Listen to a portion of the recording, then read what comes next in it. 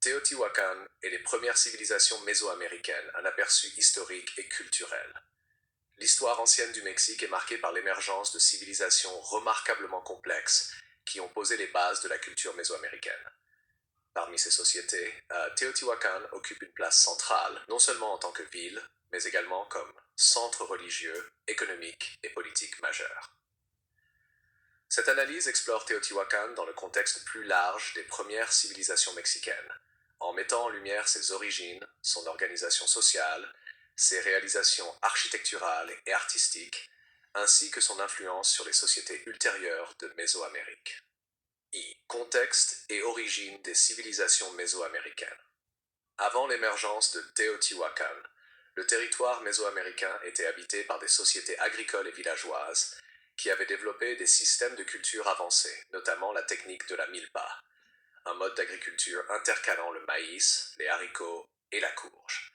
Ces pratiques ont permis une sédentarisation durable et le développement de sociétés hiérarchisées. Parmi les cultures préhistoriques, on distingue les Olmecs, environ 1500-400 avant Jussir, souvent considérés comme la civilisation mère de Mésoamérique.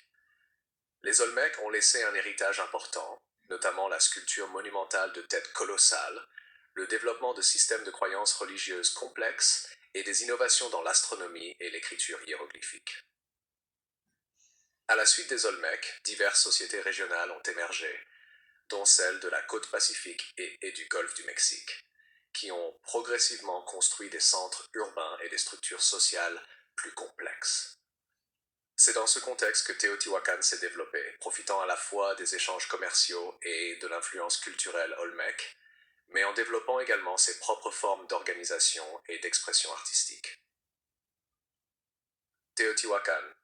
Géographie et fondation Teotihuacan, située dans la vallée de Mexico, à environ 50 km au nord-est de l'actuelle ville de Mexico, émerge probablement vers 100 avant José, pour atteindre son apogée entre 200 et 600 à Apern José.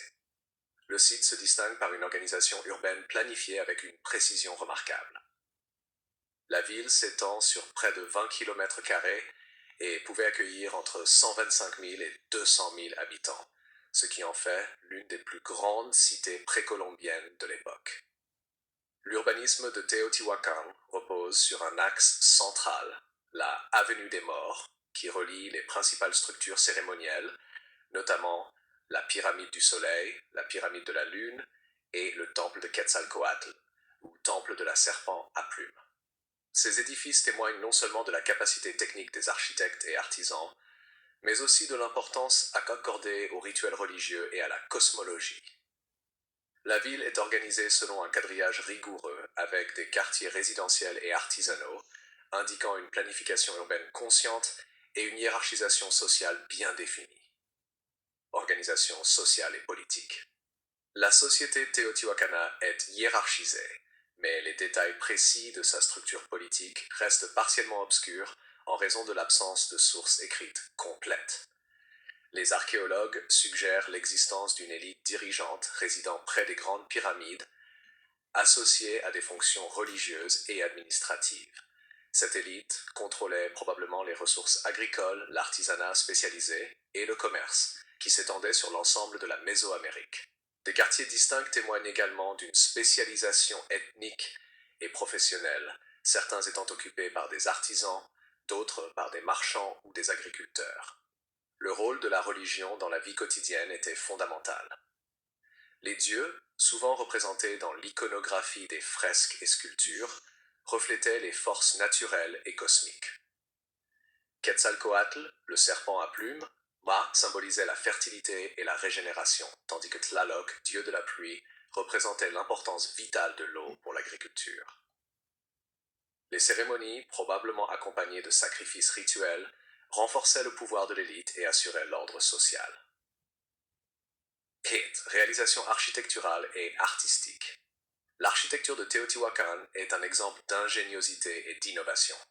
La pyramide du Soleil, haute de plus de 65 mètres, démontre l'habileté des constructeurs à empiler des blocs de pierre massifs avec précision, en intégrant des systèmes de drainage et de fondation robustes. La pyramide de la Lune, bien que plus petite, servait de lieu central pour les rituels et offrandes. Le temple de Quetzalcoatl, quant à lui, se distingue par ses sculptures en bas-relief de serpents à plumes et de têtes de dieu, reflétant la sophistication iconographique de la cité. L'art mural de Teotihuacan est également remarquable. Les fresques peintes sur les murs des palais et temples utilisent des couleurs vives et des motifs géométriques ou figuratifs représentant des divinités, des cérémonies et la vie quotidienne. Ces œuvres témoignent non seulement du talent artistique, mais également de l'importance de la symbolique religieuse et cosmique dans la culture téotihuacana. Économie échange était un centre économique dynamique, reliant différentes régions de Mésoamérique par le commerce. Les artisans produisaient des objets en obsidienne, céramique, coquillages et jade qui étaient échangés contre du cacao, du coton, du sel et d'autres ressources.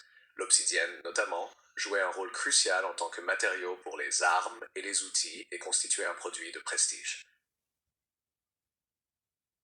Le commerce permettait à Teotihuacan d'étendre son influence culturelle sur des régions lointaines, y compris la vallée de Oaxaca, la côte pacifique et le golfe du Mexique.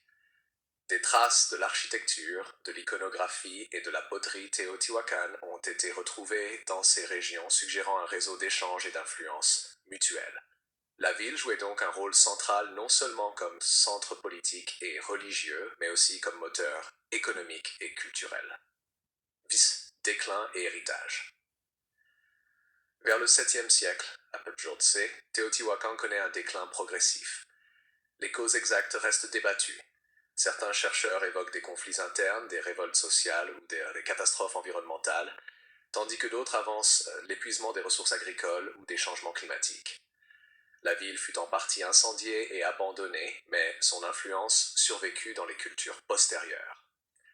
Les Aztèques, par exemple, considéraient Teotihuacan comme un lieu sacré et s'inspirèrent de son architecture et de sa religion. Les pyramides et les structures urbaines continuèrent à influencer la planification des cités mésoaméricaines, et les divinités de Teotihuacan furent intégrées dans le panthéon aztèque. Ainsi, même après sa chute, Teotihuacan demeura un symbole de puissance et de savoir architectural, artistique et religieux. 7. Conclusion. Teotihuacan représente l'apogée des premières civilisations mésoaméricaines, combinant innovation urbaine, organisation sociale complexe, art symbolique et commerce étendu. Son étude permet de comprendre les fondements de la culture mésoaméricaine qui se manifestera plus tard chez les Mayas, les Zapotèques et les Aztèques. La ville témoigne également de la capacité des sociétés anciennes à construire des centres urbains sophistiqués, à développer une iconographie riche et à établir des réseaux économiques et culturels à grande échelle. L'héritage téotihuacan, en tant que centre religieux, politique et économique, souligne l'importance de l'interconnexion entre la société, la religion et l'environnement. Comprendre Teotihuacan, c'est reconnaître la complexité et la richesse des premières civilisations mexicaines qui ont jeté les bases de l'histoire précolombienne et influencé profondément le développement culturel de l'Amérique centrale.